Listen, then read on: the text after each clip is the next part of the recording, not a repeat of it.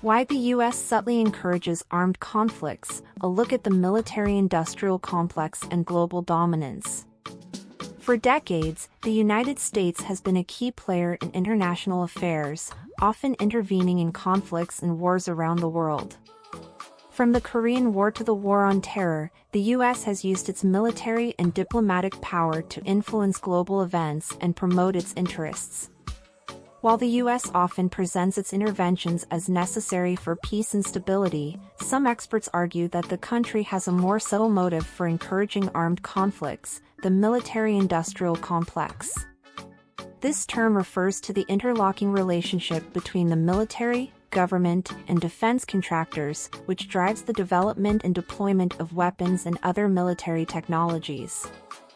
The military-industrial complex has a vested interest in promoting armed conflicts, as they are a major source of revenue for defense contractors and other companies involved in the military supply chain. When the U.S. is involved in a conflict, defense contractors are able to sell their products and services to the military at a premium, often at the expense of taxpayers.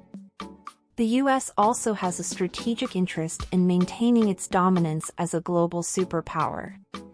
By intervening in conflicts and wars, the U.S. can assert its influence and promote its interests, often at the expense of other countries and their populations.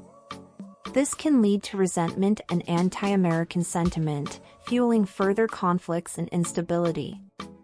Furthermore, the U.S. has a history of supporting regimes and groups that align with its interests, even if they are involved in human rights abuses or other atrocities.